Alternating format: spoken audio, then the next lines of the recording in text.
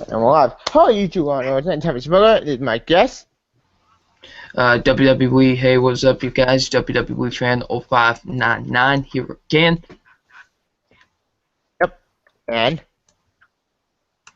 Nick Lenz. Yep.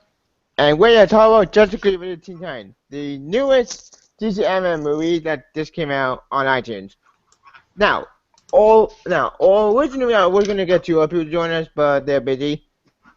And one of them have not seen it yet. The other one have to get busy. So, it's just me, WWE fan, and Nick Lenz. Yes. Yep. Before we get started, this live discussion is brought to you by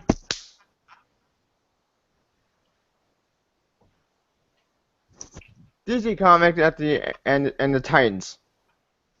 By the way, I'm gonna show the team a lot after because it's the only book of Teen Titans book I have.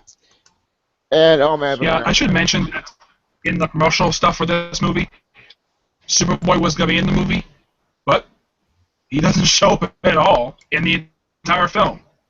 I remember seeing Superboy in any of the advertisements. That's just me.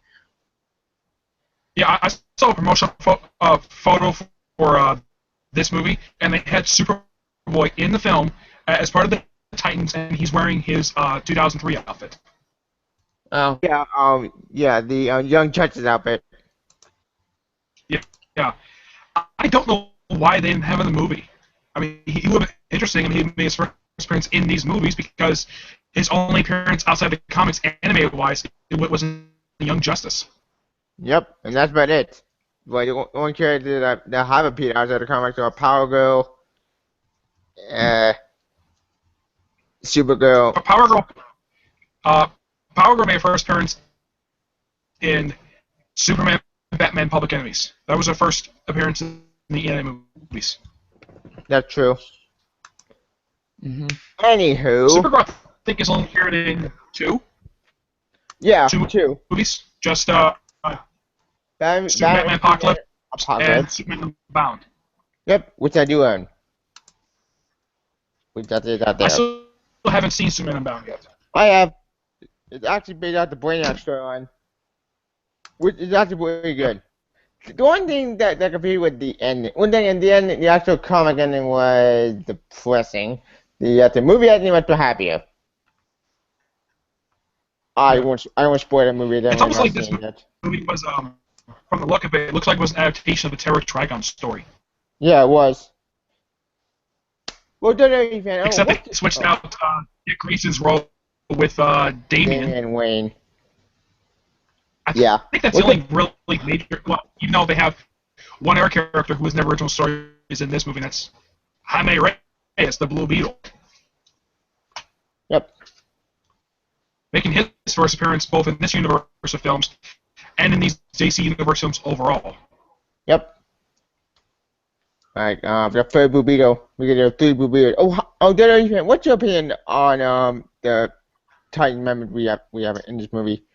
I think it's cool. Honestly, I think it's really cool to have all the Teen Titans members in this. Well, most of them at least. You know what I mean? Yeah. I'm not too familiar in terms of comic book wise of the Teen Titans. The only things I know are from the original cartoon, and that's about it. Same here. That's the only thing I really know about the Teen Titans is from the original cartoon. So it's cool to see all those characters in this animated film. I agree with that. But if you want to read the first appearance of Cyborg, Raven, and Starfire, read this trade. New Teen Titans Volume 1. By Mark Wolfman, the creator of Teen Titans. Yes. Yep. Yeah, there's like 5 trades. There's like 4 trades released so far, with the 5th one coming out soon. Yep. But it collects like the early, first few years of Mark Wolfman and George Perez's run for the New Teen Titans. Yep. Cool. Yep. With Arthur to the origin story of the Teen Titans, how the team came together with Dick Grayson as the leader. But whatever you don't know what's how the Titans have a long history in the comics, and unfortunately since the New 52 happened, their legacy has been sliced to pieces. Yeah, the Titans have to have a They'll slowly long bring back years. some of the original history in Titans Hunt. Though the only alteration is Wally was not part of the original Teen Titans in the current continuity. Apparently, yeah, the lineup was Dick Grayson, Robin, Donna Nightwing. Troy. Uh, yeah, well, now he's Nightwing. Garth, Speedy, who's now Arsenal, Hawk and Dove, the original Dove, Don Hall, K-Boy, and Lilith. They were the original lineup of the Teen Titans in this continuity. Even though that didn't make any sense, because I thought the lineup would Robin, Kid Flash, Wonder Girl, aka Don Troy, and Aqualad. Did I miss anything? Yeah, originally that's what it was in pre-Flashpoint, but they changed it to this lineup now because, well, Dan Abbott. I think the reason why they did this miniseries was because I think DC was tired of getting all the complaints like, where is the previous history? So this is kind of Dan Abbott's way of weaving in some previous continuity into this one, like how this miniseries is a follow-up to the original debut appearance of the Teen Titans back in Rainbow 54 with Mr. Twister as the main villain. Even though if memories have been well, which I've never read the story, I've seen it when called retrospective, and if I'm going by memory on this one, what individual team I think has why what on the team? Yeah, yes, I know you told me that he's not part of the continuity anymore. And stupid new with the bullshit reboot, which long story. But he was Kid Flash at the time. Yeah, was. But in this movie, there is no Kid Flash, no Aqualad at all. No Don Troy. There's not even any. There's no Speedy. Yeah, no Don Troy either. The lineup for the movie is Damian, Raven, Starfire, Beast Boy, and Jaime Reyes Blue Beetle. That is it. Yeah, and their headquarters is Titan's Tower. Yep, which we haven't seen in finally, years. Which this is actually the original Titan's Tower, even though this is the second time it's appeared outside. They had the tower parts of the comics in the 2003 show. They had the current tower in the comics as a tower in the show. Yep. Yes. Which I missed that tower so much because the Titan Tower is a long-standing history in the DC universe. People keep forgetting that.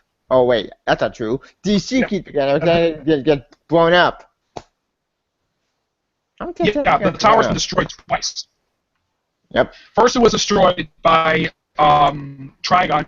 Trigon destroyed it the first time. The second time was destroyed by the Wild Beast Society in the Titans story. Oh yeah, that's train wreck. Yeah, the original Titans Hunt story, I thought it wasn't too bad. I thought that basically the book went downhill after that story ended. Yeah, it got convoluted. Like, I know you don't know what we're talking about, but basically. Yeah. I'm like, no offense to any of you, but I'm like lost on this because I'm not into the lore, I guess, like you guys are with it. That's understandable. Are you familiar with this guy right here? He appeared in the 2003 Teen Titans show. Yes, of course. Yep. Of course, Deathstroke. Deathstroke the Terminator, even though he wasn't called Deathstroke on the show. Yet they allow Brother Blood in the show, except he's an old man with cybernetics. Yep. Let's see. I know there's a picture in here. I'm going to show the original tower the way it looked. Yep. If I can find it here. Let's see. I'm trying to find it here. It's the same tower that appears in the movie. Mm-hmm. Cool. Let's see if I can find it here. Speaking of Titan Tower, that tower actually reminds me of Titan East Tower from the show. Here it is. Here it is. There it is. That's Titan's Tower that appears in the movie. Except for some reason, it's kind of different. It's not mentioned if it's off the coast of New York City or not. Yeah, it's not. The place where it is. Weird. In the film, it looks like there's some bridge toward it, but they don't say if it's near New York City or not. Yep. Figures. Yeah. Alright, so we're gonna talk about the movie. Yeah. We'll talk about the movie. Okay. Anywho, Yeah. I'm just comparing and contrast between the comic and the film, how stuff is a little bit different. Yeah, I know. understandable. Like that's why sometimes you In the do. Well, not comic, always. it was Silas Stone who designed and built Titan's Tower. In the film, they never gave an explanation of who designed and built it. My biggest sense is the new 52 universe. Well, sort of. My Nightwing probably better would help. In that comic, the Titan's Tower that appears in there, Cyborg designed it. Yep, that's right. Is there a picture in there of the third Titan's Tower, the one that appears in the 2003 show? I think so. Yeah. Hang on. And I believe, correct me if I'm wrong, but this is the first time we ever seen the Teen Titans in this DC animated cinematic universe. Like, we've never seen them before up until this point. Yes, but Starfire has appeared prior to this in the last two Batman movies. You heard her on the phone in Batman vs. Robin. You get to hear her voice. Yep. In Bad Blood. Yep. And it's the same voice actress who plays her in this film. Yep. Yes. Which is shocking. One thing I thought was odd, though, they actually have it where Starfire is taller than Raven. Which is odd, because I thought they were in the same height at the in the show. I think she's about a couple inches taller than she is in the comic. But in the film, she's much younger than Starfire, because in the comic they were around the same age. Yeah, like that's odd. Maybe just me at the maybe because I grew up on the 2003 show that I'm not used to Starfire being that tall. I don't know. Maybe that's just me. One thing I did appreciate for the movie is Trigon in the George Perez style look. John Bernthal. Yes, John Bernthal himself. Yeah. I knew he was going to be in the movie, but I didn't really recognize his voice. Up until the end, we could really recognize his voice. Yeah. Yeah. I thought he was great. In this trailer, they didn't make any change to him in the movie, what he looks like. Thank God. If they go to New 52 look, it would have been awful. Let's see. Speaking of Raven, they have to give Raven her old costume. Because the New 52 costume is so stupid. Like, I know, it is stupid. Yeah. Let's see. Here's a good picture of him. This is how Trigon looks in the comics. How George Perez drew him back in the 80s. Yep. Yeah. And he actually looked like that there on the TV show. Yep. I'm glad the fact they actually still kept the same look both for the 2003 show and this film. Except that he acts like Godzilla in this movie for some reason. You know, he's stomping the city. Well, to be fair, Darkseid did that too. Yeah, I don't know why they took two of DC's biggest villains in these movies and they make them to like a version of Godzilla. Why did they do that? Like, first for Darkseid, now for Trigon. What's next? What's next? Ocean Master, we did that already. My bad. What's next? My Gigantor? Yeah, Ocean Master's still alive. Yep, and Black Manta's dead. Yep. In this movie, we have the Legion of Doom showing up at the beginning of the movie, and the lineup is Lex Luthor, Weather Wizard, Toyman, I think Solomon Grundy. Yeah, Grundy. Yeah, Solomon Grundy, and Cheetah. Yep. Oh, yeah, that's right. Weather Wizard was there. I don't know. At first, I couldn't really recognize him. I was like, oh, wait, that's the Weather Wizard. Oh, yeah, that's right. I'm too used to the one from The Flash where he has, like, that one thingamajig instead of actually having powers. Yeah, that's understandable. You know, which so is what he had in the comics. Yeah, I know. I just couldn't put my tongue on it at When first. he I was like, actually did have a lot. Yep. But I think the look that he had in the movie, I think that's inspired by his pre-Flashman look. Yep. Yeah. Speaking of Judge Degree, Lex Luthor is wearing his war suit. Oh, sorry. Yeah, and I'm sure you probably both know this, that Lex Luthor was wearing his classic war suit. Yes. And Yes.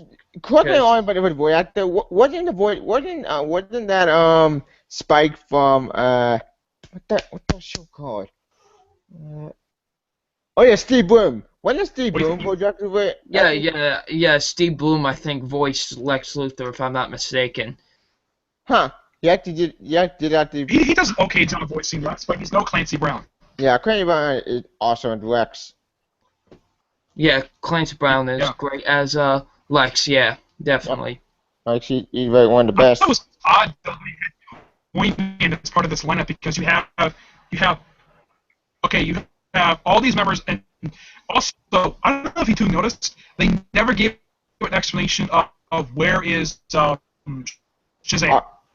Explanation where he's moving. Or Green Lantern. Yeah, I don't know if they said, they couldn't get they his- missed this. And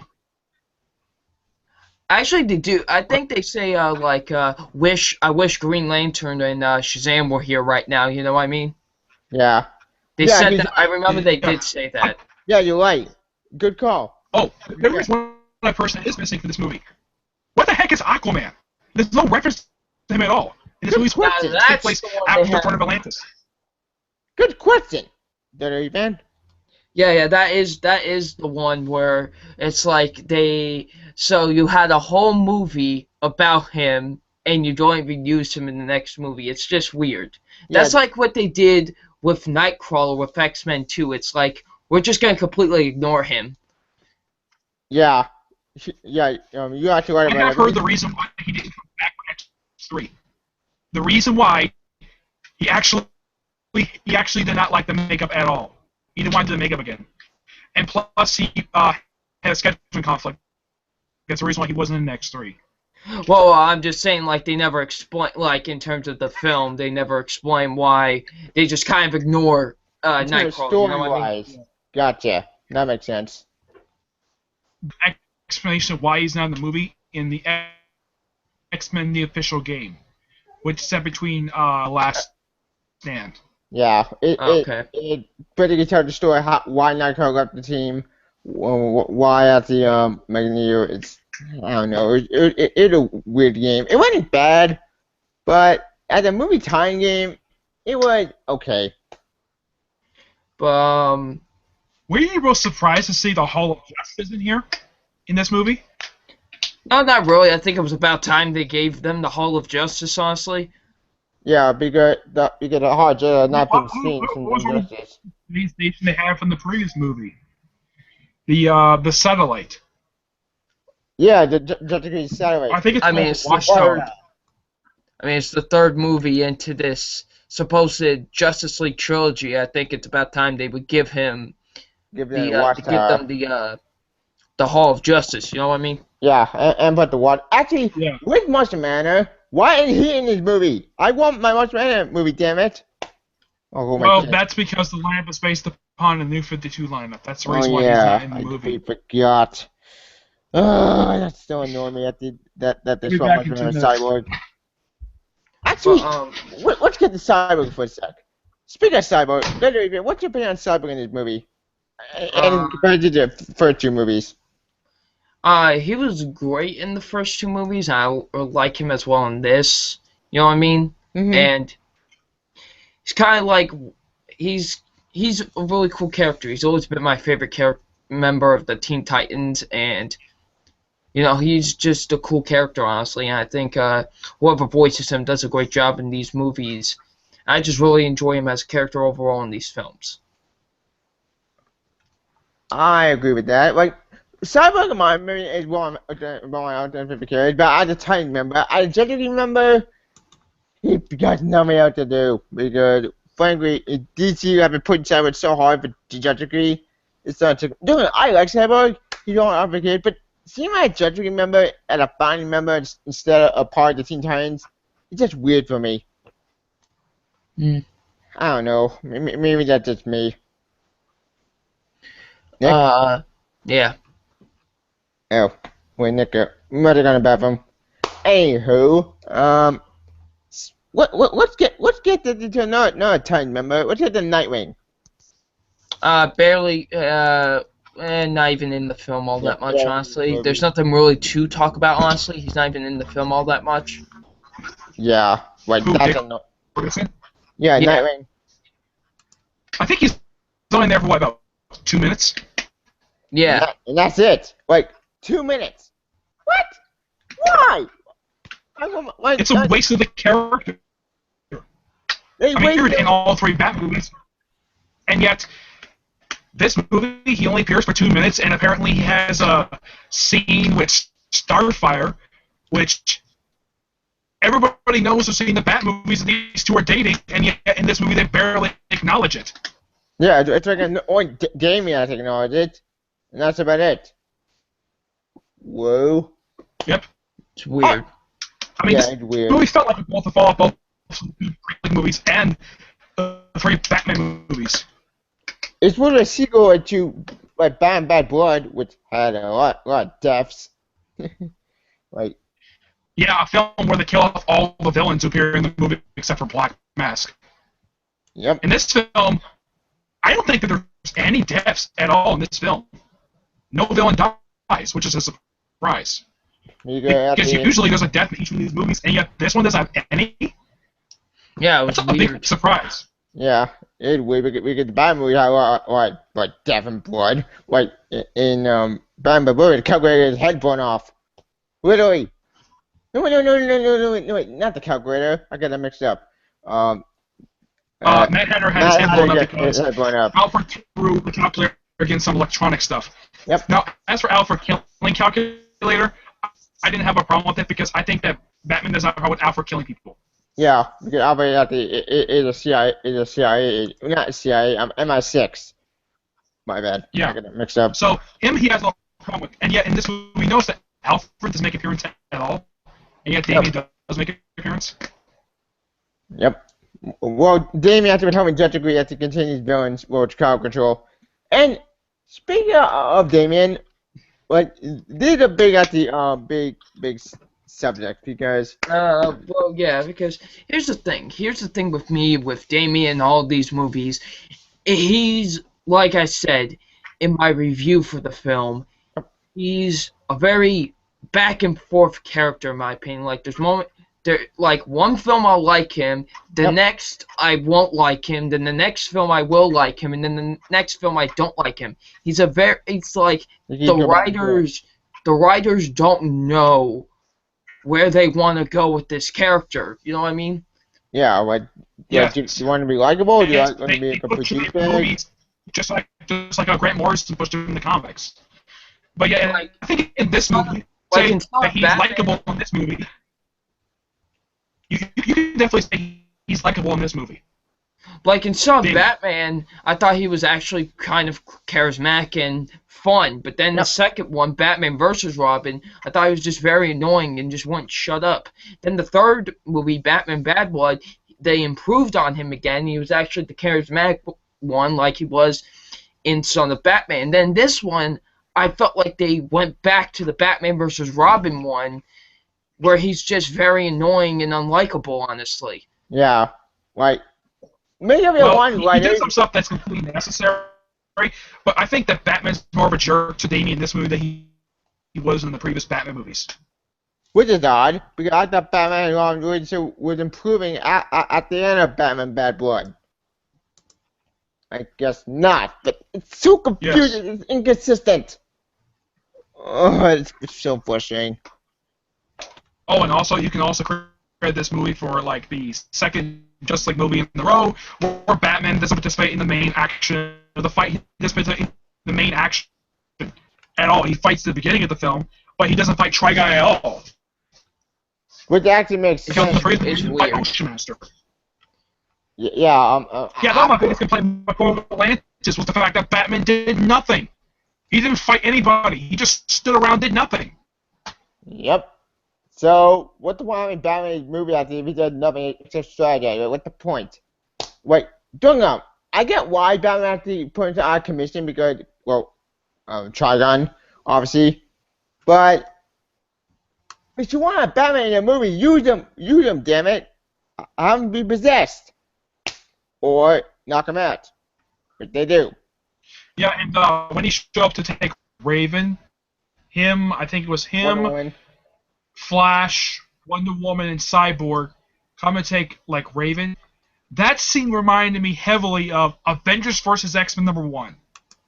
Oh yeah. You know where the Avengers show up at Utopia to take Hope and to protect the custody. That scene reminded me very much of that issue. Yeah, but in AVX when that train like Cyborg not Cyborg Cyclops just opened fire for no reason. Ugh, I hate AVX. It's so stupid. Long Yeah, but in this movie, you have the title. You have the title action. The title is part of an action scene for like what 3 minutes. Yep. It's like the Justice League versus Titans fight was a 3-minute fight. It wasn't really funny, I think, because the Judge remember they were possessed by Trigon. So it wasn't even a Yeah, fair fight. and the first person they free is Cyborg. Yep. Okay, and how they The free the actual other ones is fight really itself, interesting. it was kind of disappointing because even though I still think the movie's great, but it is disappointing because that's the whole title of the film, Justice Right. League versus Teen Titans, and felt more like just the Fort Teen Advertising? Titans versus 2/3 of the Justice League. Yeah. Yeah. You know about that. Like it's like fault advertising, Mizzy. Like this ain't But it's still a great movie. And I'm sure Tivia doesn't like. I still personally thought it was a great I'm movie. sure that Tivia doesn't like the fact that they still continue the whole thing of the Superman Wonder Woman romance for like 2 minutes. yeah, I completely forgot about that. The whole Superman and Wonder Woman romance doesn't really bother me all that much. It personally, honestly, doesn't with me. It's like okay, fine, whatever. You know what I mean? Understandable. Like In the last two movies, it wasn't forced. I think it was forced in the first Justice League movie. yeah, war. Just like war when they forced it. That pissed me off. Why? Because I am sick and tired of Superman Wonder Woman. Like, look, I get it, DC. I get you know, like world's strongest man, world's strongest woman. Fine. But here's the thing. It doesn't work for the two characters. The two characters are two different opposites. Like Superman and Lois, that makes sense. Batman and Wonder Woman, that makes sense. Have Batman and Wonder Woman be together as a couple. It makes sense. And Bruce Timm together in the animated series. Not the way it makes sense between Limited too. Yeah. Why do that? In Kingdom Come, it was acceptable that these two hook up in Kingdom Come because Lois Lane had been dead for years. Injustice, it made sense. And that was World Story. Because Lois died. Yep. Because Lois had been dead for 5 years, so it makes sense for them to hook up. Yeah. But by the founding member in this meeting for the first time, oh, it's so stupid. It's like Frank Miller is writing this stuff. Oh God! And I hope speaking of Lois, Lois is not even in this movie at all. There's no explanation where Lois is. She's just not there. You have a small scene in Metropolis, and then you have Superman getting possessed. Yep. And he's the first one that gets possessed. Pretty much, I think all the Justice League gets possessed at one point, except maybe Batman, who appears in the movie. And Cyborg. Wait. Cyborg was briefly possessed, but I think he was freed by Blue Beetle. Yeah, that's true. Yes. Speaking at the other Judge degree, like, he didn't bother me about these movies. Where's Wally West? Where do other Titan members? Where the legacy canon? Are there any legacy canon in this universe? Or are we just sticking to the New 52 universe where there is no legacy? Even though there is legacy. That's the kind of thing, mate. That reminds me. Where's Tim Drake? Like, oh. Maybe he retired. Maybe he retired, became Red Robin. Even though there was a Robin memorial in the first Batman movie. Yeah. My guess is he probably retired from being something else. I don't know. There's no mention of this universe at all. There's no mention of Jim Todd either. Is. Who knows? I'm starting to get pissed off because I like Tim Drake, one of my favorite Robins. But DJ keeps screwing him over. Arkham Knight, he was awesome. And Arkham City. Yeah. And Batman Animated Series. What the, and What do you think of okay. what do you guys think of the stars The what? when she changed into Nick? her outfit? It was free. It was freezing, so I couldn't hear the question. Sorry. Yeah, Nick, My repeat the my question. question was, what did you guys think of Starfire's transformation sequence when she changed clothes? Oh no, with all of them. Okay, you Yeah, know what all I of was them. like? I was like, what are you guys, the Power Rangers? What do you just Like, morph into costumes or? like I was what like, the hell what am I the watching? heck? Like what? Like did I Oh miss my Oh, something? did goodness. you also notice that like during that transformation sequence, at least 6 times the camera focused on her rear end? Yes. They keep showing her butt several times. Like what? Also, I laugh because what the? Like what the hell am I watching? Like that's my reaction. Yeah. Like I what was. the? My And I think the reaction outfit she was. wears in the movie, I think that's her. Nick? I think the outfit she wearing in the movie, 2003 show. Yeah, that makes Yeah. sense. Because the 2 and 3 show has the But bunch of not weapons. her but not her comic attire, so they had to choose that one.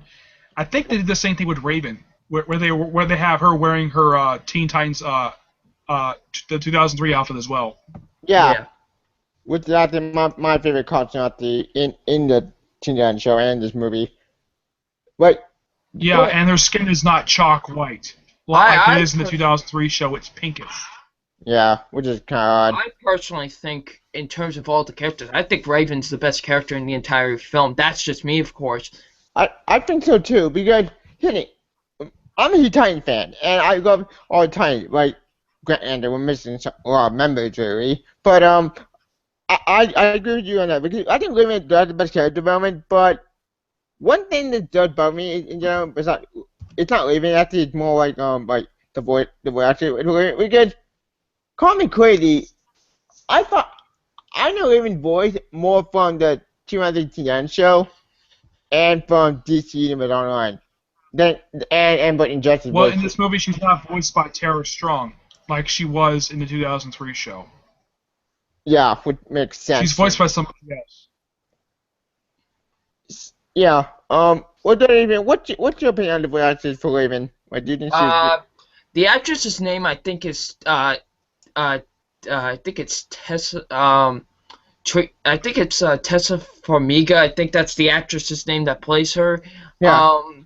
I thought she was great. Honestly, I think she really captured the personality of Raven, like her kind of like the goth personality of Raven. I think she did a great job. Like I said, I think she was honestly the best character in the entire film because she was just the most interesting, honestly, out of all the characters in the movie. Yeah. I Yeah. agree with that. But speaking of Raven, that reminds me. Any opinion on the romance between Damian and Raven, or it's really a Um, romance? I wouldn't consider a romance. I think it was more or less a kind of like a friendship, honestly. I didn't really ever feel like it was a romance between the both of them. I agree with It was that. hinting at it that they're It both was attracted to hinting at each it, but other. it never felt like a romance. Yeah. Thank God. Because finally, actually, I'm more about Raven and Beast Boy Yeah, being together. I like the way that he protects her in the movie while she's trying to cast a spell to trap Trigon. Same here. And this is something I thought was odd. And this was a big surprise. I was not expecting him to show up in the movie. Ra's al Ghul. Yeah, Race. Yeah, I'm like, I mean, aren't you dead? Like, how you Heck, alive? even Dave unfortunately, brings this up. Like, weren't you burned to a crisp? actually, I unfortunately knew that he was going to be in the movie because I was looking through the cast listing and I saw the dude that it said, oh, this dude's voicing Ra's al Ghul. I was like, oh, shoot. Well, Bummer. I didn't pay but attention to that, but I was surprised to see him. Right?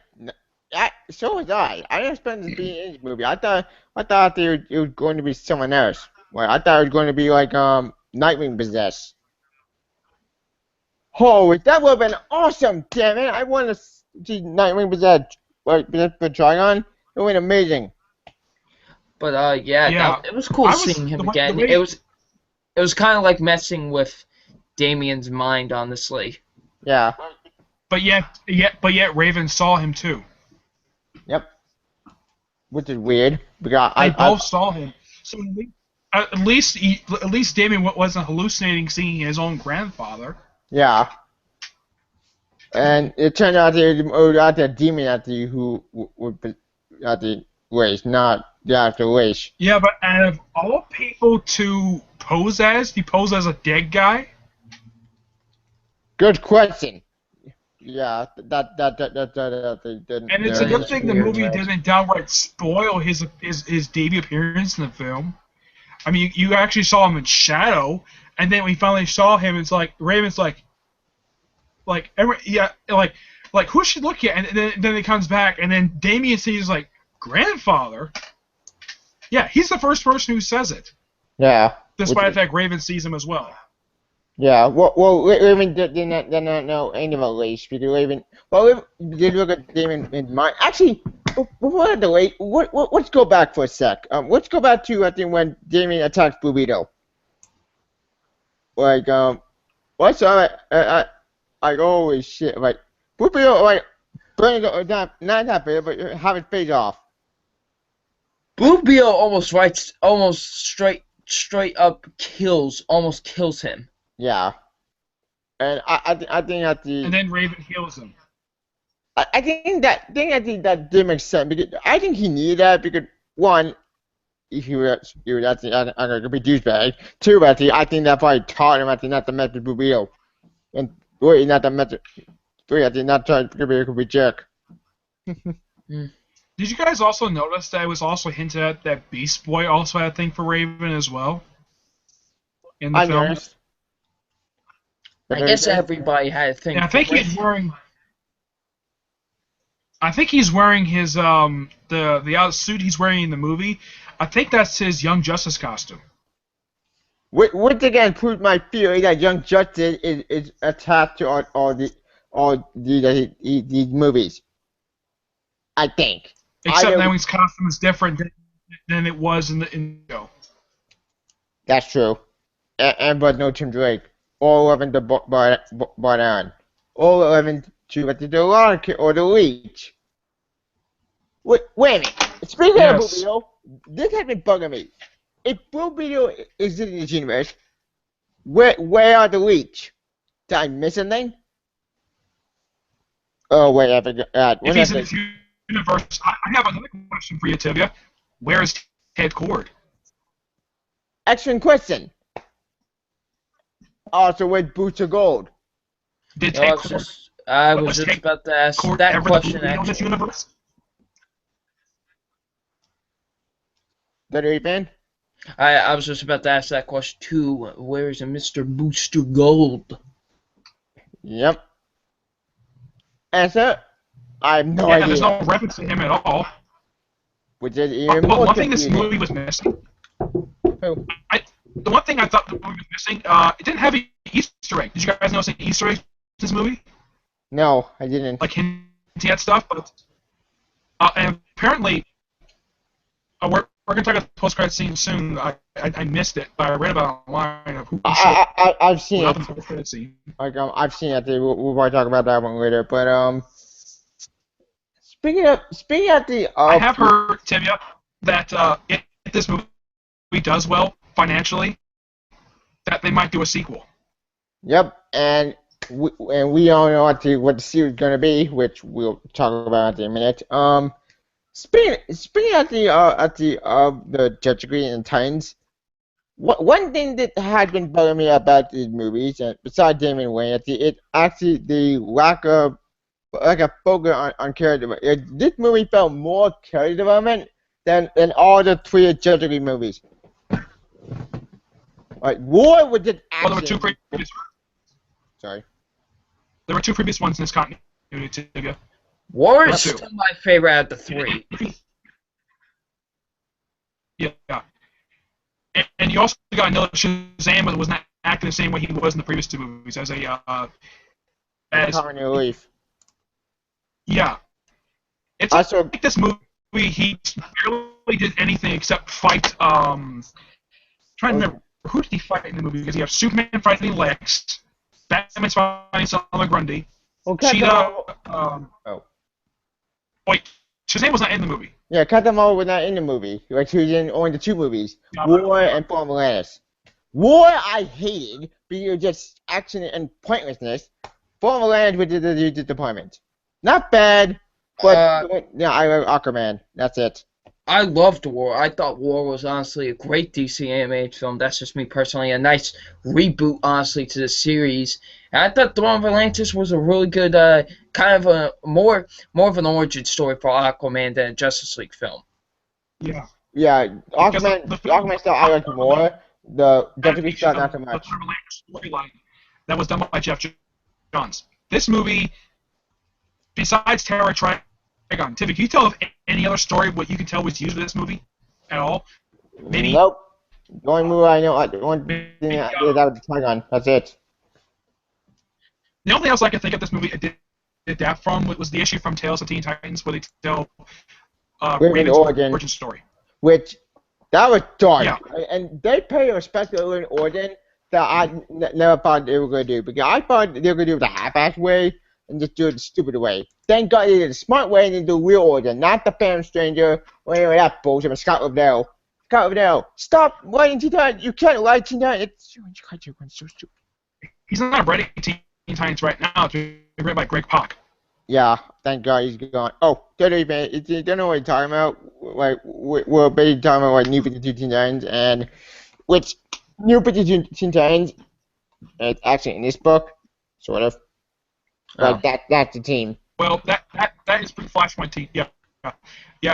That is the first trade for the New 52 Teen Titans series. Yeah, with Tim Drake, Bunker, Cassie. It's called A Rank Fight. Yeah, I think so. Yes. Yeah, it's all like the fight. That's it. And the guy who's Pac for Rebirth is a guy by the name of Ben Percy. Who wrote the Green Arrow stuff? He's the current writer of Green Arrow. Which had been so he's writing 2 books. Yep. Yeah, at least he'll have Ollie turn into a werewolf in the most recent issue that came out. Yeah, it's stupid. And speaking of Green Arrow, I was hoping he would show up in Throne of Atlantis, but he didn't.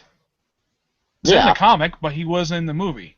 Yeah, that's annoying. Also, I was expecting maybe since Cyborg was underwater, they could have had maybe Flash put out that signal to call the other heroes. Like call Wally West? Nope. Or call Tempest? Nope. No, Aqualad. Well, in the story, he called,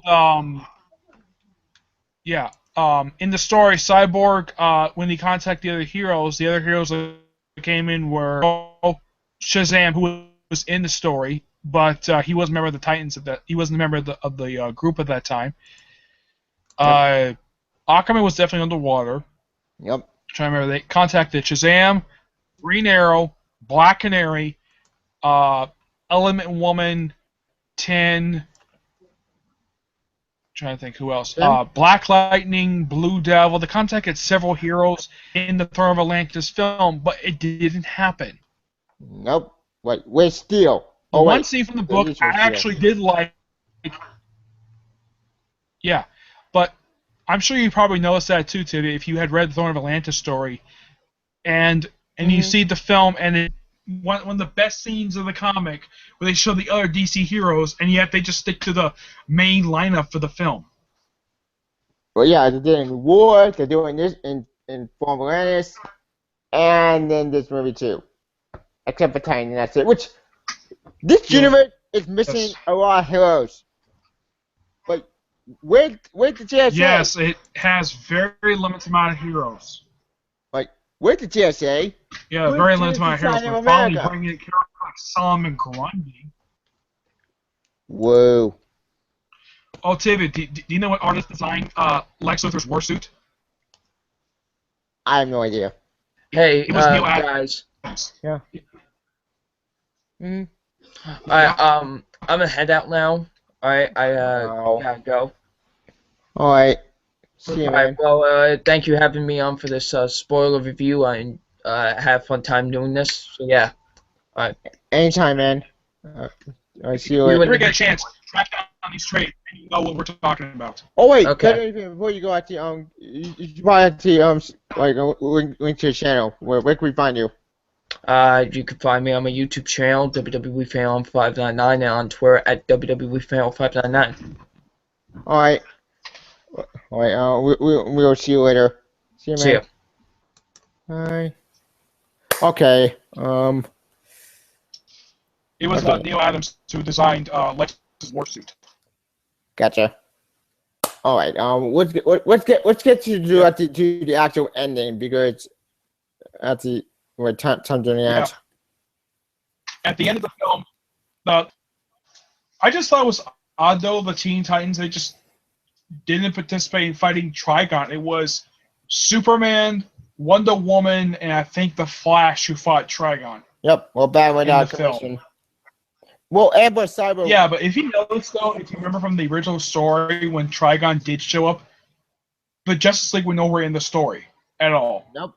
And yet, I think that the reason why they have is because they have to make a Justice League movie. Yep. Because heaven forbid we can't have a Titans movie out there for once. Except Yes. this movie Teen Titans. Do you feel as though that the Justice League were more like supporting characters in this movie than they were main characters? Which I'm fine with. Because frankly, the Justice League has been pushed way too much. Time for other to take over. Yeah, but I think before they decided to do, because I think maybe because they did Throne of Atlantis, so there's a couple of stories they could do before they get to adapting Trinity story. I would have them adapt. Yeah, Trinity War is a good story. Adapt the first two story arcs for Justice League Dark and the opening story for Justice League America before they do Trinity War. I wouldn't do Trinity War. Mostly because Trinity War did a mess. Maybe that's just me. It's a really exciting story. Especially since the storyline had been building since the start of the New 52. Yeah, with Pandora. But there is no Pandora in the universe. Yeah, I wouldn't mind if she showed up at all. Just introduce her in a way where, well, one thing I would wish they do, if they do just like America film, because I'm sure they're probably going to have, you know, Waller's not in any of these movies? No, she's not. Amanda Waller? Yeah, I know Which it's is that. odd. Because she's in Batman, Son Arkham. So that's been the Arkham universe. Yeah, where she was voiced by the actress who played her on the Justice League TV show. Which is awesome in my opinion. I love that. Yeah, but I think if they use her for these movies, they might go for the New 52 look where she's thin. I don't have a problem with either thin or chubby. I don't have a problem with it at all. I do not have a problem with Waller being skinny or skinny or chubby. There's no really big problem with that. I mean, it's just what they did. I don't have a big problem with it. Did you ever have a problem with either skinny Waller or chubby Waller? Do you have a problem with either one of them, do you? I am never against skinny Waller live action, but call me crazy. I'm more a fan of the original Man of War from the WWE anime series because she's awesome and put out she didn't care about weight. Yeah, in Smallville, they had a chubby actress play her in that one. Yep, which I liked. Yeah. And the one thing I don't like about the Arrow version is they just had to kill her off because, we'll be totally confused with the movie version despite the fact they're played by two different people. And two different actors. DC. Yes. Stop killing off characters who play in movies. I think it was Warner Bros. Telling them to kill them off, not DC. Yep. Because that first makes they kill sense. off Deadshot, and then they kill off Amanda Waller. I mean, there's a big rumor going around that people are afraid because of the Flash film coming out that the Flash TV show might get canceled. I hope not. I think the Flash TV show is the one that's good one. That was a Supergirl. And that's about it. I know tomorrow is 50-50. I actually like that show, but there are some bad episodes. There has been no announcement if Supergirl is renewed for season 2. That's scary and troubling because the Flash calls over the wood. I think the show is getting better. The show is getting better now. I mean, especially since the crossover they had last week, it was a huge rating success. I would think that they would in fact renew it for another season. Oh, they're gonna have Kira Sorrell in the Flash universe, but she's not gonna be called Supergirl. She's gonna be called Power Girl. Makes sense because Power Girl at the part of Supergirl universe. Well, sort of. She came and they're gonna have her appear. The plan for her to appear as Power Girl. They're gonna have the same actress who plays her on Supergirl. It's the same actress, but they're gonna have her appear. The plan, hopefully, is probably gonna be sporadically because she does Supergirl and that shoots in L.A. and she can't go to Vancouver every week. Makes sense to me Because that's why she Arrow, Flash, and Legends of Tomorrow. That makes sense. But I asked this question to Deadpool still, like, what Flash rogue would you like to see on Flash who hasn't appeared besides Mirror Master? He suggested the top. Who would you like to see appear on Flash? Who was a Flash rogue? Yep. Who has not appeared in there yet? Who would you like to see appear on there? The only fighter I can bring out is probably the top, since Captain Boomerang is, well, dead. Wait, actually, they never killed him off. Oh, yeah, but I didn't kill him off. Captain Boomerang, as far as I know, is still alive. They just have brought him back after that crossover last year. Yeah, they have not, which is weird. Anywho. Yeah, I actually like the actor who played him. I thought he did a great job playing Captain Boomerang. And yet, he can't come back because he's in the movie. But two different actors. I don't know why Warner Bros. Can't get this. They're portrayed by two different people. And yet you can't have two versions of the same character running around at the same time. It's so freaking stupid. It's a stupid embargo bullshit that makes no sense. Like, I mean the comic Chris stated, and I'm going to repeat his words. Fuck embargoes. Just like how people want to see Batman, Superman in the Arrow universe. They really want to appear in that universe. But they can't. But because that's super embargo, it can't happen. Yeah, but who came up with this idea? An idiot? Wait. I'm not sure, but I think this embargo started when Smallville was on the air. Because I think it was one of the showrunners of Smallville. I think he actually wanted Batman the show and Wonder Woman, but they couldn't have on the show because of. And yet, Batman and Wonder Woman appeared in the Smallville season 11 comic. Finally, appeared in there, no problem. After years of waiting, do it. And also, this is also something I do like about the Smallville season 11 comic.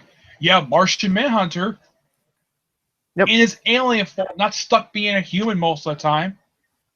I mean, take a look at the Supergirl. You see him more than just 2 seconds as Martian Manhunter. You actually see him for like 10 minutes as Martian.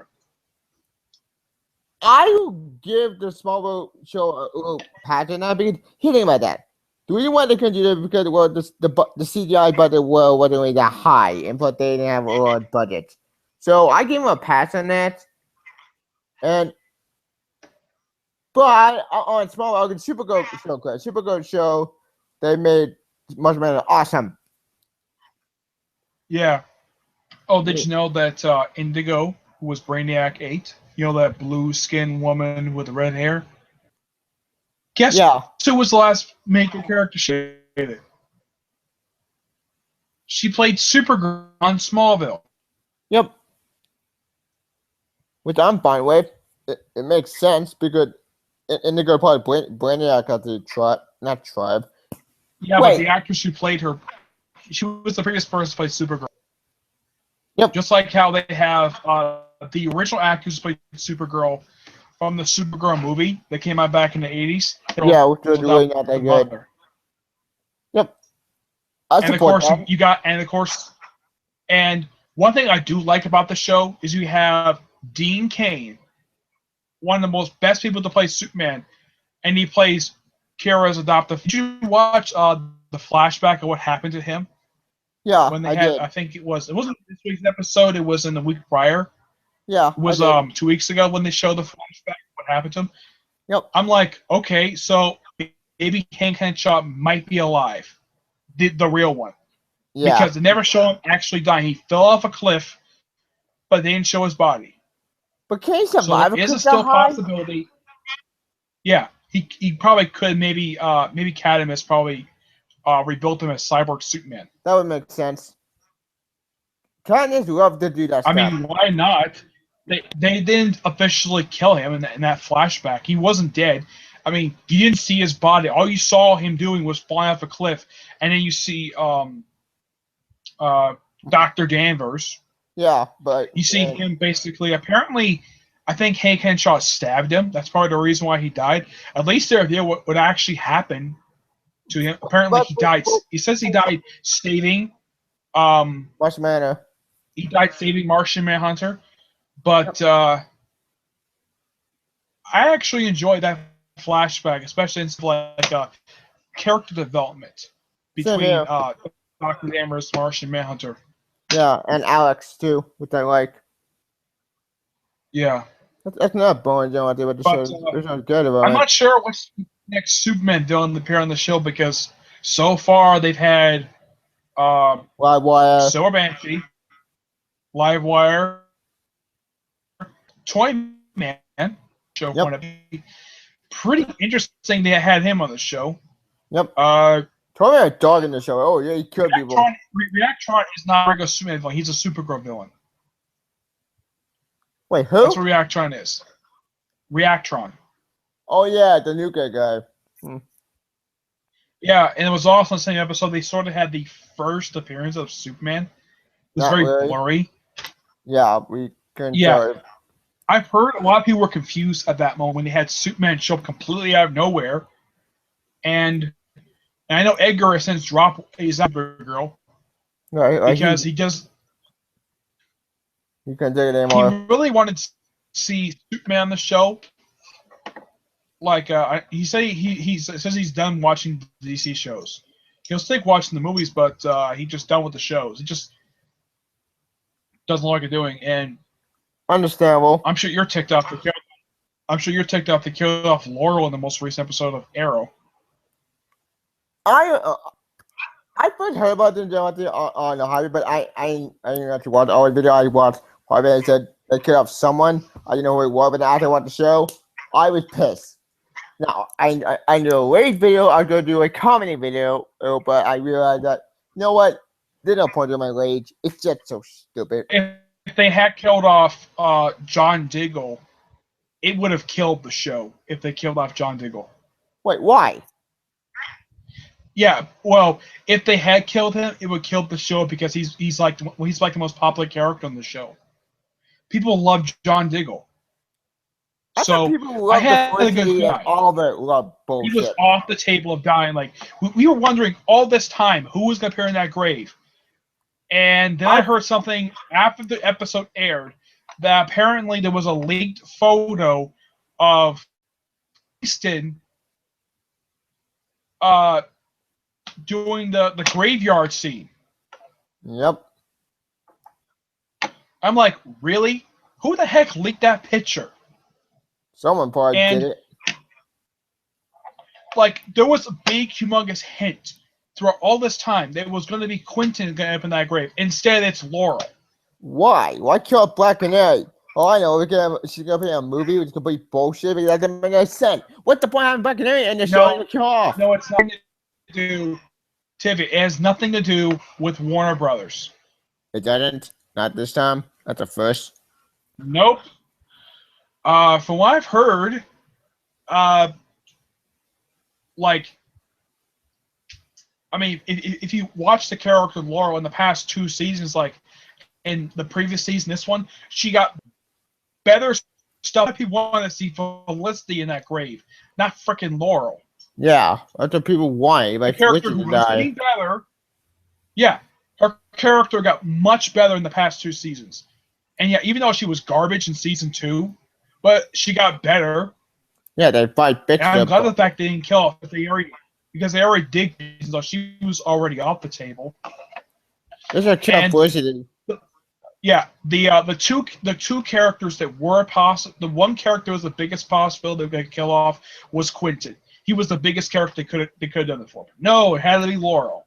And Captain Lance. Boomerang is not dead. No, not Boomerang. Captain Lance. the Yeah, cop. yeah. I would not mind if they killed him off because he's a well-loved character. Killing him would kind of make sense, but killing off a popular character, a character was getting better, and That's strike 3. yeah, and I've heard Deadpoolzilla accuse the Arrow writers being lazy. I Which, the way the show, the past couple seasons, yeah, you can kind of believe they're freaking lazy. I agree Because 100%. if you look at we were wondering, like, what the heck was Roz's plan? The whole Answer. season, we were Where's wondering the that. virus? Yeah. We didn't Right. figure this out until the second to last of this season. Which is just stupid. That's not Liz operates. Liz is more smart than that. Ugh. Yeah. It's I mean, more Batman. take than a look at Arrow. take a look at Malcolm's plan for season 1 and Slade's plan for season 2. In season Blow it up. 1, we found out what his plan was, which was destroy the Glades. We found this out a little over halfway through the season. Yep. It was maybe about 5 or 6 episodes left, but we didn't wait till the second to last episode. We actually knew what he was doing. We Yep. knew he was the main villain. Season 2. Slade, That's on the other the hand, plan. it had to do with America's soldiers, which Yep.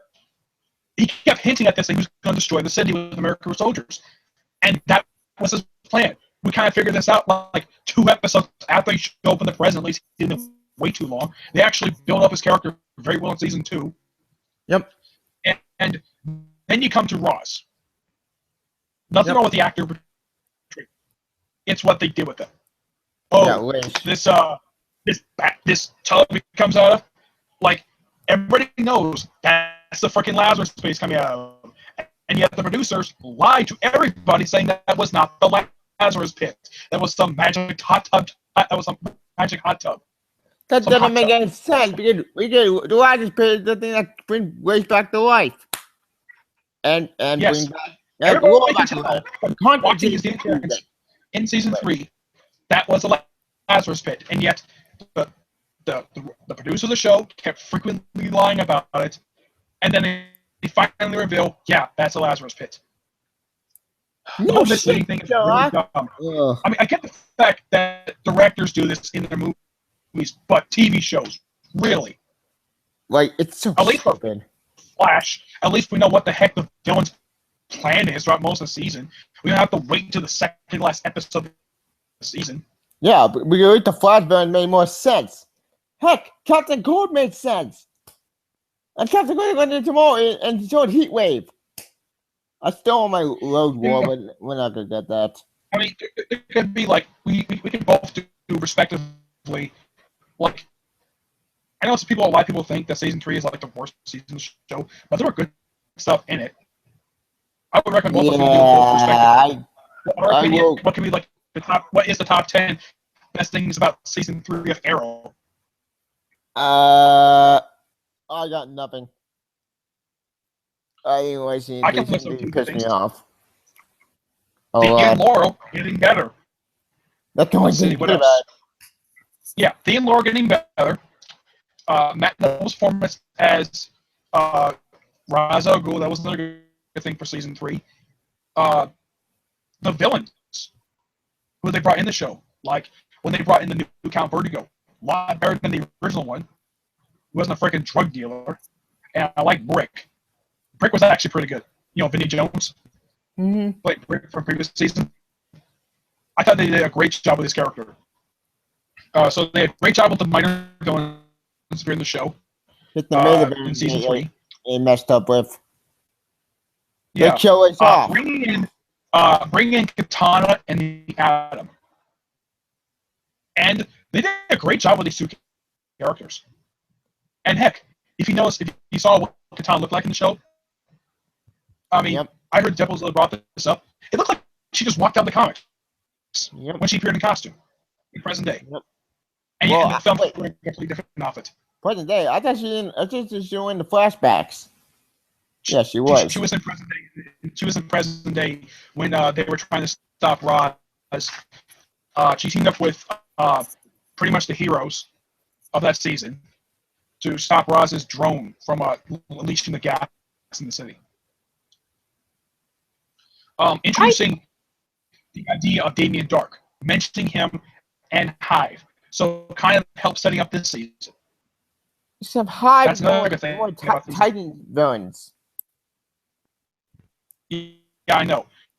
Let's see, what's another good thing about this season? I'm trying to think.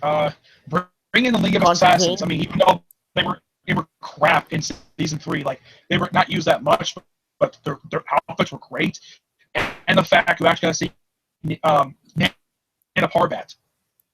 Yeah, like how they were brought into the show, how brought into the season was actually pretty good. Speaking of season 4, the one getting I like about season 4 was Constantine. He was the one good thing I liked because Matt Ryan was awesome Constantine. Everything else is just bad. I want Constantine back there, man. I want my Constantine show. Oh, who am I kidding? We're not gonna get that because NBC, they're complete jerks. F you, NBC. And you, we're way off topic. Did you remember the joke that they did for NBC for when they had Constantine on Arrow? He said, and one of the things was a peacock feather, and he used it to scratch his back. Yep. I think that particular joke worked a lot better than Cat's joke when Flash showed up in Supergirl. I agree with that. Because I think that the reason why the writers did that when they have used a peacock feather because NBC's symbol is logo is a peacock. I think the reason why I did that because that is basically Constantine get it back and NBC for canceling his show. Yep, like a bit F you NBC. That's so funny. Like, yeah, that made me laugh. One reason he has not made appearances since then. Now, it was a one-time deal, the Constantine episode, because the guy is super busy.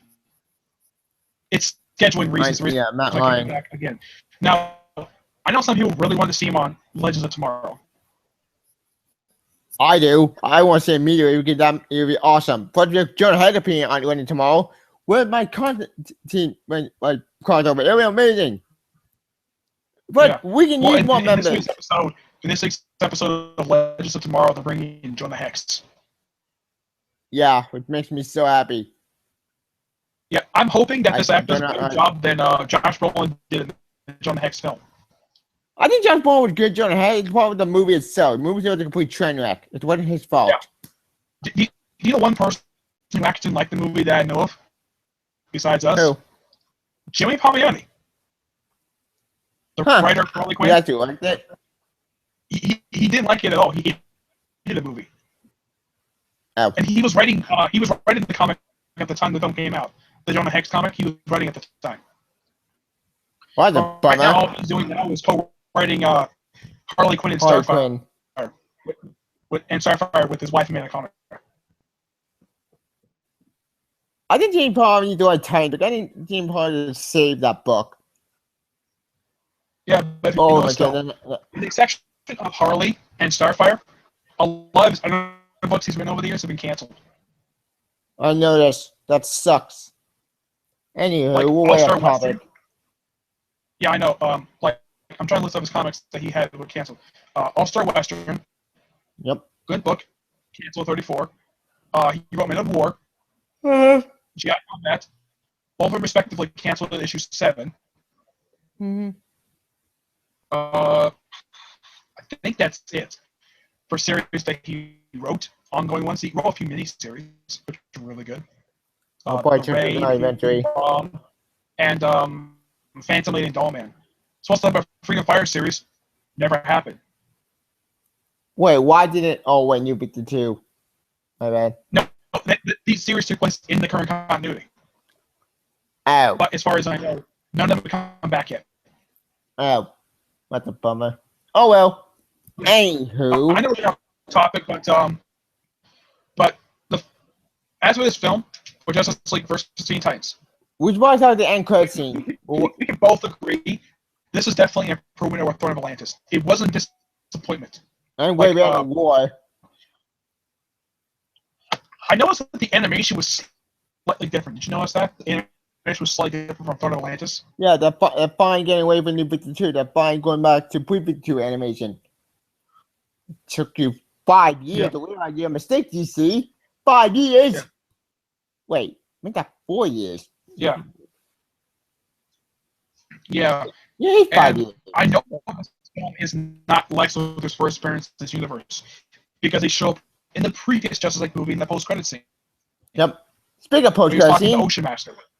speaking of Yeah, post-credit scene, let's get to the biggest post-credit scene at the end of this movie because we went waiting long enough.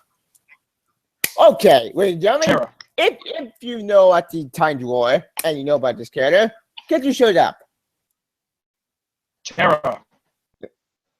Yep. With is ladies and gentlemen, if you like me, Nick, and WWE fan, which I know you've been with us, I we have got to leave. Was she wearing her debut costume from the comics? Yeah, I think so. Yep. Because her costume in the current continuity is completely different. Yeah, it went from the Lavender book, which I finally read that book. Son issued on uecomic.com, and my God, that book It wasn't that bad of a comic. The comic was not that bad. The problem was no one liked the name of the comic. The comic's name, the name is very laughable. But they should have called the team something else. Like they could have called the team. Oh, you know what they could have called it? They could have called it Gen 13. They could have called the book Gen 13, which was the book that Fairchild was from. Wasn't 1015 called Wildstorm? Oh wait, I got Wildstorm combined. I know. DC. Caitlin Fairchild was a Wildstorm character. So why not call it Gen 13 instead of Ravagers? Because the name sounds so stupid. Yeah, it's so stupid. It sounds more of a villain team. Wait. Yeah, that's probably the reason why no one bought the book, because no one liked the name. I read the book. The book I actually thought had good writing with it, and plus, it was the first post-Flash appearance of the Chief from Doom Patrol. And the post-Flashpoint appearance of a lot of Titan members that got screwed over. Lavender got screwed over, which pissed me off. Shoot, Beast Boy got screwed over, like red. Yeah. Rose Wilson did not make her debut in that series. She made her debut in Superboy. And the Calling. Well, it was prior to the call that showed up. Warblade, the guy with the smiling mouth thing. Who actually was a hero first, but then they made into a villain in the universe. Yeah. I know that Beast Boy, pretty much the cast of the Ravengers, with the exception of Caitlin Fairchild, Rose Wilson. I think that was those two. Pretty much almost everybody else made their debut during the culling. Yep. Whoa. Why Beast Boy read in that book? I don't know, but there's no explanation of why he couldn't buy with Teen Titans. I'm glad he turned green. Red was stupid. Red was a bad idea to begin with. I heard something he had a connection to the red. That's the reason why he was red. You know, that mystical force that Animal Man is connected to? Yeah, and Swamp Thing. Animal Man is one of the good New 52 books that came out of New 52. Both Aquaman and Animal Man are both good. And Swamp Thing. Yeah. That's it. Yeah, and here's the thing about Animal Man. When they ended that comic, it was not canceled low sales. Do you know why they ended the comic? Because it ended. Batman I think. Is the reason why they ended it. Wait, what? Why they ended it? They ended this book, they ended Animal Man, Batman, Dark Knight, and Alan to make room for Batman Eternal. They ended 3 ongoing series to make room for what? They ended 3 good books for Batman Eternal. Why? Of the 3 of them, Dark Knight started off really rough. It had a rough start. But it got better. Especially under the writing of Greg Hurwitz. Man, they can't do 3 good books. I reviewed all 4 books that collect the trades. Like of the 3, a lot of people consider to be the Mad Hatter story the best one of all the story arcs that he did for Dark Knight. Interesting. Of course, that was the one where he that was made Tweedledee and Tweedledum, Mad Hatter's henchmen. Oh yeah, from the Arkham games. Yeah, I mean, why not? They're based upon Alice in Wonderland characters, so why not make him his henchman? Yep. And the difference is Mad Hatter is bigger of a villain than Tweedledee and Tweedledum are. Yep. And they even they had Mad Hatter return for the Anarchy story. Found it. Yeah. Which it's a as far as I know, that's okay. Yeah. Yep. But no, if she's there, is her brother there? Jericho? Geoforce. No. Terra's brother is Geoforce from the Outsiders. Oh yeah, I forgot. My bad. Jericho is actually Lavenger's brother. Whoops. I kept the mixed up. No, Geoforce was not in the post-credit. He was his. What it was depicted is that Jericho was Road's brother. In the current continuity, they're full-blood siblings. I don't get why they keep changing characters for bullshit reasons. Oh, and speaking of Geoforce, Tivia, speaking of Geo, he finally shows up in this current continuity in the pages of a Katana story. In the the Suicide Squad Most Wanted miniseries? Yeah. Where it's Deadshot Katana? Geoforce shows up in issue 3. Is he a villain or is he a hero? He's a hero, but he's not wearing his Geoforce costume. Damn it. He makes his first appearance by firing at the organization Cobra. And by who? He's like, who are you to give that? Who are you to give someone like because like it's something like the line goes like who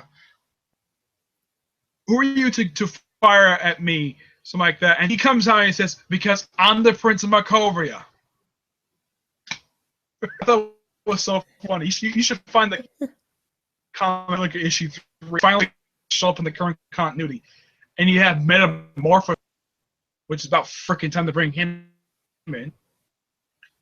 Which means like one founding member of the Outsiders who hasn't shown up yet. And that's Halo. I don't know who Halo is. Halo is a blonde-haired woman who has like a black outfit with a rainbow on it. So she's one of the founding members of the Outsiders. Oh yeah, I've been reading Outsiders recently. It's actually a pretty good series. Anyways, oh wait, back to pull question. This pull question is a lot quick. One, if Terra is the next movie, are we getting it as a distributor's contract with Nightwing at the leader? Because Nightwing was part of that storyline. So was Beast Boy. So was Starfire. So was Deathstroke. All the time member were part of that team for that storyline. And Deathstroke is the main villain. Yep. The end of the movie, Cyborg switched teams. He's on the Teen Titans now. Yep. It took them long enough after 5 years. I think that the reason why they did that is because Teen Titans were in the movie, so why not have them switch teams? Because it makes sense. Because people think of Cyborg, the first thing they think of is Teen Titans. Yep, that's true. Cyborg in a Titan realm, not finding him a judge's degree. Yep. I'm sick of DC pushing him as a judge's degree band member. It doesn't work for him. He didn't fit judge's degree. With him being part of the Justice League, but his status as the founding member is really stupid. Yeah, that's why I keep saying. Founding member, bad idea. Supporting cast character who promotes judge's degree, like judge's degree Doom, I like that. Because that makes sense. Fine, remember? Yeah, and they had them as a part of the roster because at the time New 52 had just started. That's the reason why they added the roster in that movie. And just like War because he was part of the team in the comic. Yeah, which is a bad idea to begin with. Well, I kind of like Jeff John. He's a good writer. I went so far, they have not adapted Dylan's journey. Yeah, it's the arc that came after Origin. It's the arc that came after Origin. Oh yeah, I completely forgot about that. My mind blanked. Yeah, it's an interesting story. Its problem is its villain. The villain is very boring. David Graves, the guy's name is. Who's David Gray? Sounds like a generic. David Just boring. storyline.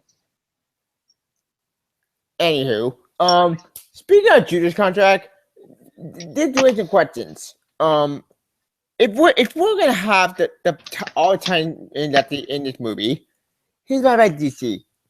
Don't push Damian. You Tim Drake or you Dick Grayson Nightwing at the leader at the Titans.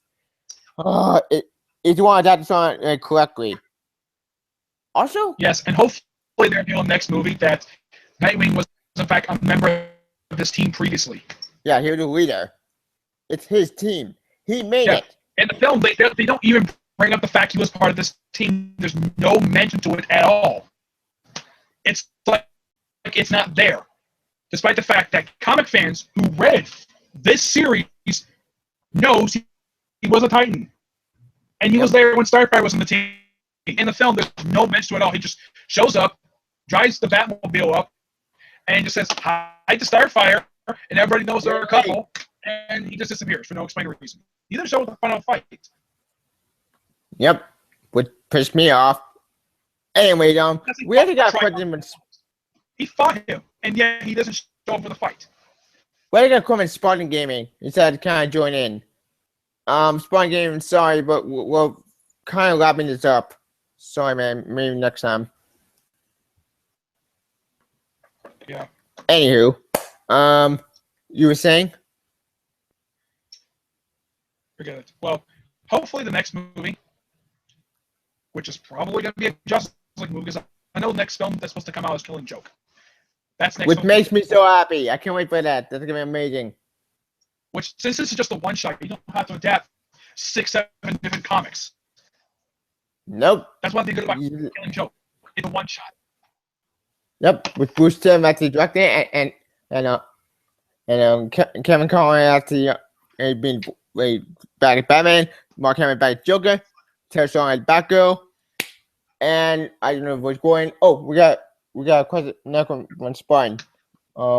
It's all good. Thank you, Spine. Spine Gaming. I hope for the film, they bring in the voice actor who played Jim Gordon from the Batman animated series from the 90s. That's Wouldn't cool. that be interesting? Yeah, it will be interesting. I'm hoping that because so far they haven't announced who's playing Jim Gordon yet, because he's in the story. He plays a pivotal role in Killing Joke. And yet all they announced so far is Kevin Conroy as Batman, Mark Hamill's the Joker, and Tara Strong as Batgirl. Did actually a sneak peek to Killing Joke? The actor does show going voice actor. Yeah, but they haven't announced yet who's playing Jim Gordon yet. I haven't heard anything. Have you? I think I have, yeah, but when the sneak peek video on Killing Joke, they had a YouTube video on it. You gotta search for it there online. I haven't seen the trailer yet for Killing Joke. I am. When is this supposed to come out this year? July? It said summer, but okay. I don't know when. They never give a date. Because they've been hitting this for years. This is one movie people wanted to see adapted for years, and it's finally happening. Yep. After years, either way, we finally got a Killing Joke movie. Hurry R-rated. Please be R-rated. Because I want this movie to succeed. I don't want to do the story dead as the R-rated, not PG-13.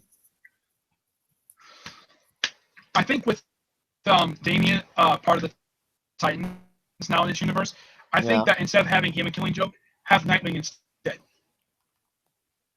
Just Nightwing. Just reference the fact that Damian is with the Titans. Oh, well, actually, from what I've heard, Killing Joke is not part of this anime universe. Nope, it's not. No, it's not part of it. Nope, it's not. I was about to say that. Killing Joke is not part of this anime universe. Thank God. This makes me happy. But the only reason why it's not part of the universe because Batman is not voiced by the same person he was in these past 6 films. Yep. Which makes me look. Which this is the 6th time Jason Momoa has voiced Batman. This is the 6th time he's done it. I think Jason Momoa is a fine Batman. I don't hate him. I think he's a fine Batman actually. In the movie, he is getting better. But Kevin Conroy is the best one next to Bruce Greenwood. I would probably rate him as probably the third best Batman voice. Kevin Conroy number one. Number two is the guy who voiced them in Under the Red Hood. And Young And I think that Justice. Jason Lamar. Bruce Greenwood. Yeah, I think he was that there too. But I think that Jason Lamar might be a close third. I agree with that. Peter Weller is fourth because I love Donald Return. I think he's a great Batman too. Well, he played an older Batman. Yep, and Donald Returns, which I love, which is awesome. RoboCop is Batman. Sold. Anywho, as far as Jewish contract goes, I'm praying to God they don't screw this up because Jewish contract is one of the best Titan storyline of all time. They did it well in the anime series. I want them to do it well in this movie, and it's all adapting it. For love of God, don't mess up Deathstroke again. You effed him in Summer Batman, but don't screw him up. Wait, actually, speaking of Deathstroke, Yeah. as far as we know, he could be. He apparently died in Son of Batman. He had no business being in Son of Batman. I kind of agree with Erod on Erod the Blockbuster. They wasted him in Son of Batman. I agree with him too. I agree with Erod too. Because Deathstroke is an assassin, not a like a thug or a person who wants to take control of the League of Assassins. Doesn't make any sense. He has worked with League of Assassins in the comics. He has done that. That is true. Yeah. Both in the film and the comic, he has worked with them, but he was never a student of Ra's al Ghul. Yeah, he wasn't, which is odd and confusing and stupid. I think the reason why they just wrote that for the film just to have him have a connection to Ra's. And Damian. And he kills Ra's. Yep. And gets his eye stabbed out instead of a soldier. Why? Yes. I don't get it. Yeah, and another thing, they never revealed anything about Deathstroke in Son of Batman except that he was a student of Ra's. That's it. And the fact he has this arm, which something he had in the Teen Titans TV show 2003. He had an army in that one, but this one, okay. The reason why I think about the army there because he had one in the Teen Titans TV show. But with the army TV show makes sense. This one makes no sense. Deathstroke does not have an army of thugs in the comics. That's only for the Teen Titans TV show. Which I like. It's awesome. I mean, it makes Deathstroke awesome in that TV show. I know he's a mercenary. I know he's an assassin, but I kind of like the Deathstroke from the anime series. Maybe that's just me. Maybe it's a Ron Perlman. I mean, Deathstroke's nickname is the world's greatest mercenary, not the world's greatest assassin. Yep. I know Harley called him that when she got started early in Tony S. Amell's run for Deathstroke of this time Deathstroke. Yep, he's called Deathstroke Terminator. He terminates. Terminator. Yeah. Nice reference. Mm-hmm. Overall, I give Justice League versus Titans. I give this film an 8.5 out of 10. Yep. Good rating. As for me, after my rating system, my rating is the 5-star system. As far as this movie goes, it's way better than War, way better than From Atlantis. Not good as Batman, but I actually like Bad Blood. Maybe we can actually make more Bat Family movie, despite its problems. It's way better than some Batman, way better than the other Batman movie. Batman's one I like, but that movie is a complete mess.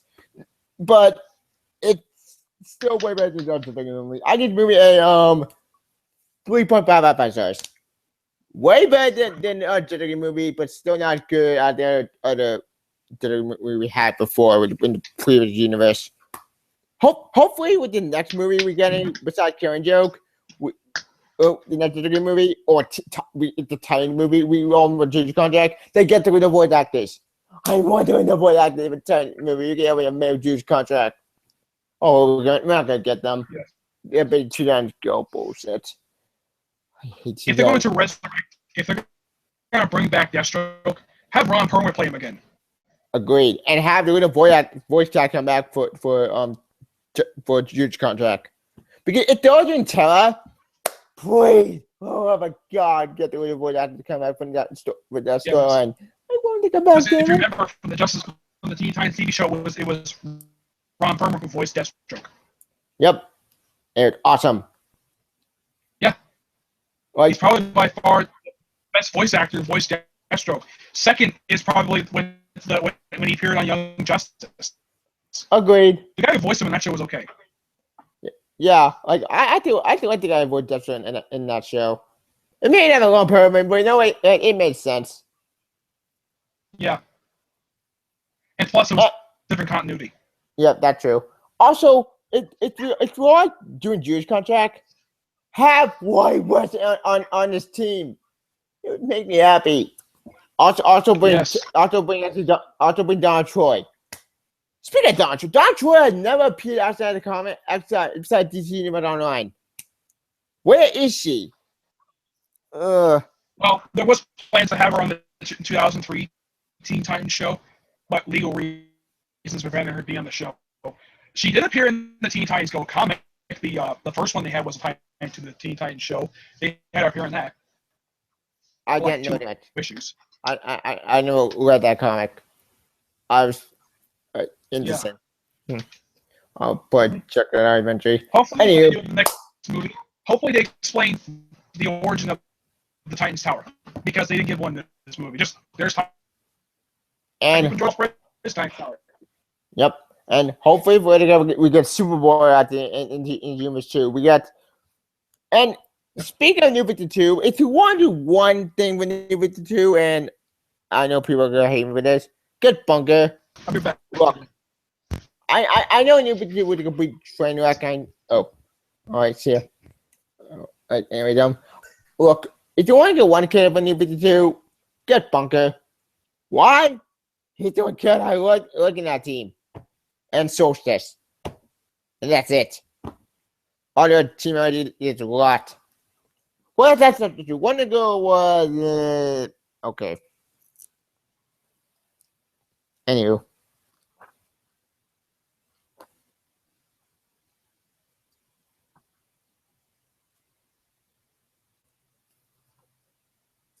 Now I'm alone.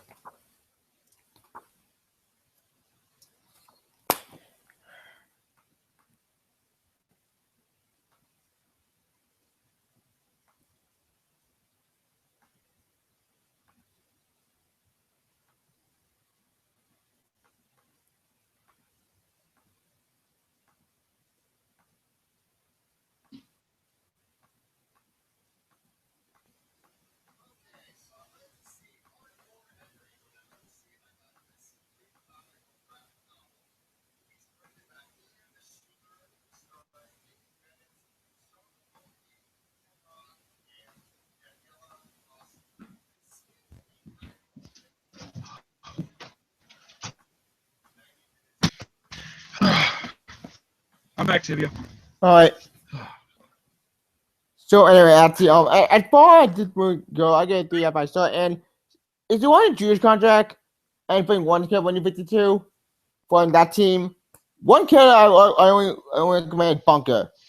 Why? Because he's doing killer to get diversity. And so did you want to put diversity? Just get Bunker on his team.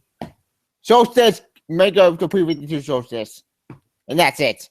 Do not do Bartor. Do not do stupid nasty Cassie Lane and be it with Lage. Just bring just those 2 characters. And that's it. Other than that, New 52 can go away. Cassie Lang right now. Well, Tibia, in the current storyline Greg Pak is writing right now, Wonder Woman has confirmed that Cassie Lang is her niece. Yeah, I took them out. I don't know, years to fix that. Wait a minute. Why did they do that before? Oh my God. Well, they never revealed that she's a daughter of Zeus, which is basically what Cassie Lang was in pre-Flashpoint. Yep. They It took them like 5 years to fix that. It's the same person. Like, they kept the mother the same, Helen Sandemark. They kept her the same. And her father is one of Wonder Woman's brothers, who was a World War I soldier. Wasn't that guy turned to stone? Oh wait, he was. I don't know what happened to him. He just, as far as I know, he hasn't shown up in the pages of Teen Titans. As a matter of fact, Hell in the Sandmark hasn't shown up since the first arc of this volume. Yeah, ever since the other volume, and they were Doom going back. Actually, wait. This one right here. The volume Speaking is of this right volume, now. speaking of this volume, there's one character missing. Where's the stupid Scott O'Dell character but went doomed? Oh, he's gone. Thank God. I hate that character. He was useless. Scott O'Dell, you can't go bye. Well, he had a thing for Wonder Girl. Well, the thing about Doom is he had a thing for Wonder Girl. I don't care. The character's a complete idiot. Whoa. Yes. The one thing I do not like about the current arc is where they are based out of. Some town in Pennsylvania. Instead of Titan's Tower. Let the town be headquartered out of, let's say, New York City. It's like, no, they're still, or they can go to Opal City, a city that's only shown up in the Shade series. Good question. You know that 12-issue Maxi series that James Robinson did years ago? I never read it. I have. It is really, really good. I'll check that out eventually. The guy who reviewed it, he said that this series should have been ongoing because it was so good. If you read it, it's you can find it on View Comic. I'll keep that in mind. It's written by James Robinson. He also wrote the previous volume of the series. It's 12 issues long. Gotcha. I'll keep that in mind. Anywho, I thought the sequel go with this movie. I'm hoping the sequel doesn't improve. I'm hoping to play out. We got the voice got back. I'm hoping we get at least Don Troy in this universe.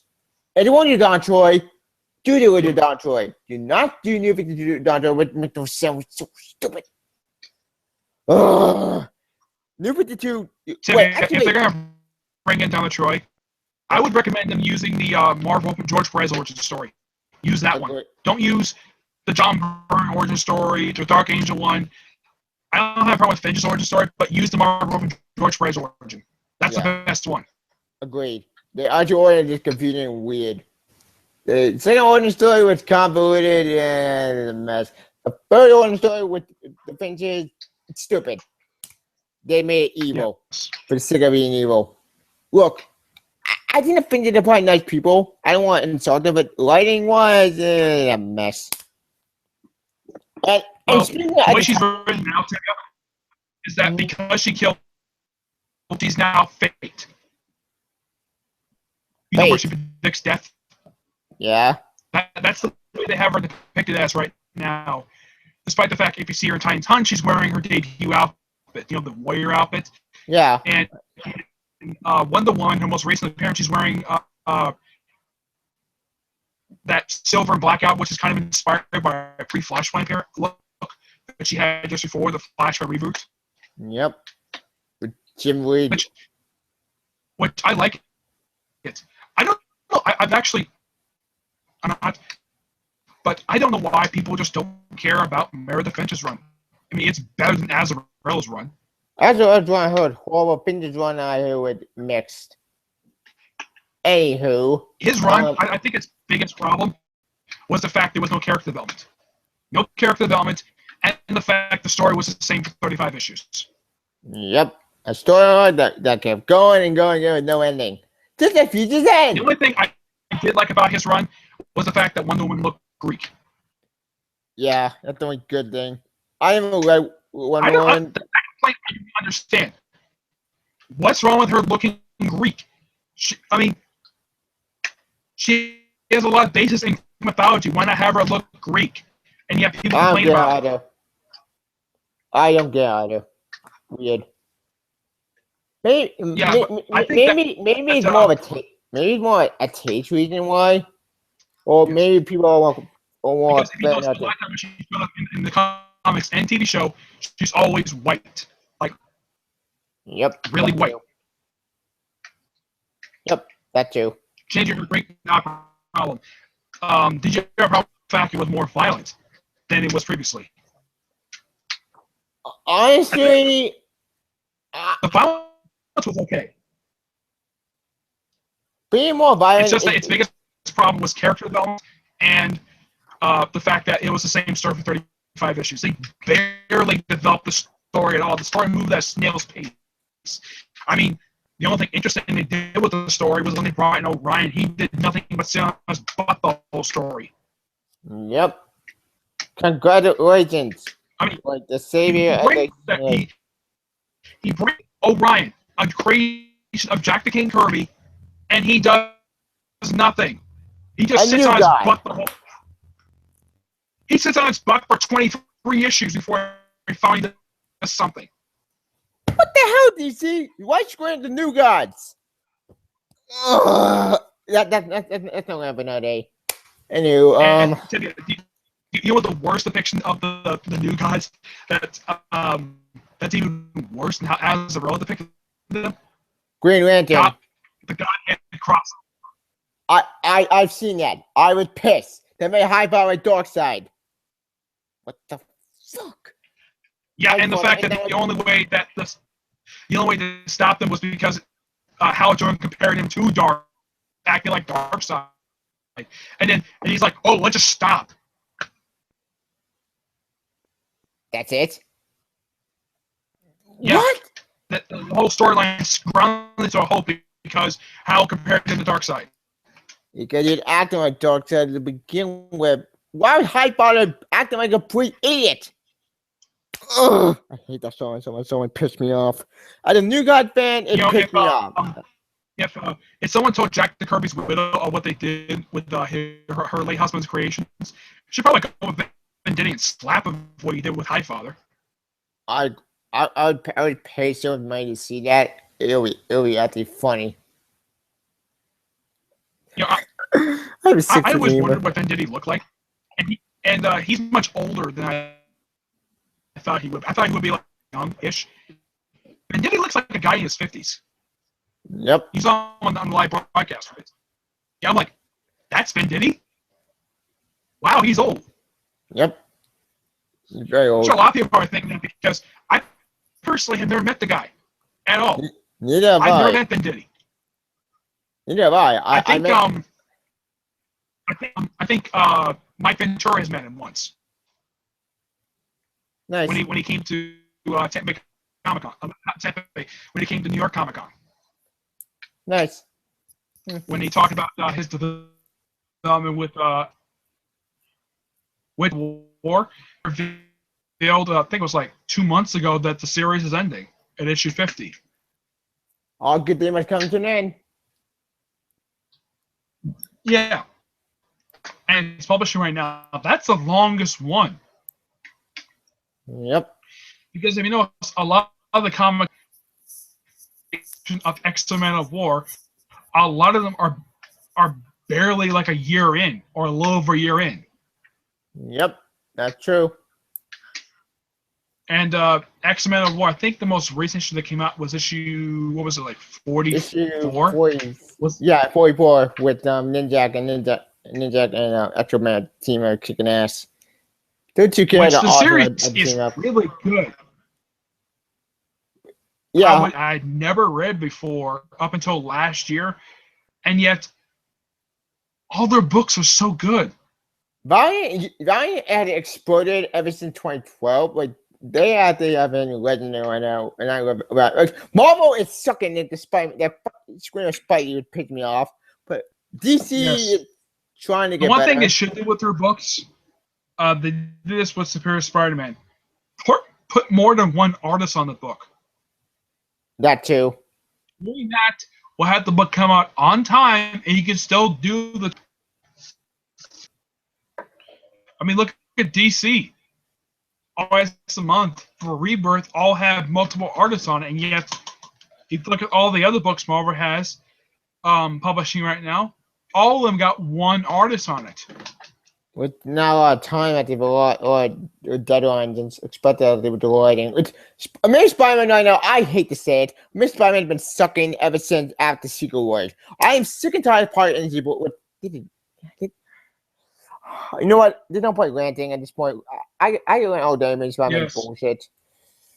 But Spider-Man doing and plus, the current arc, if you read it right now, Tibia, I have. unfortunately. The thing, it is better story. Better. Yes, a lot of people were confused when people. I've heard some people were confused.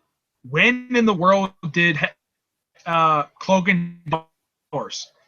I did that in Spider Island. Oh yeah, Mr. That's Negative. when that happened. I hate Mr. Negative. Mr. Negative is The a Cloak and stupid. Dagger mini. Losing you. Which the miniseries was not done by Dan Slott. It was done by a different writer. He undid something that another writer did.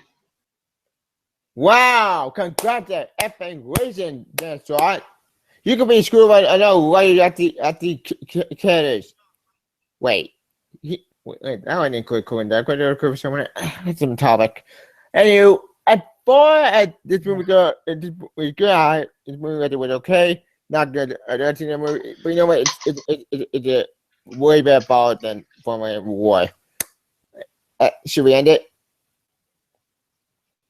Yes. Yeah, we should probably end it. Actually, thank you guys for joining us for just to give it 10 times. Sorry that we went off topic. That happens to us a lot. Anyway, Nick, where can we find you? You can find me. You can find me here on YouTube on my channel, Nick Lens. You also can follow me on Twitter and. Yep. And you can find me on my YouTube channel, Travis Spogo, in the description. You can find my picture page, and you can find me on Twitter and Google. I mean, Untouched Boy.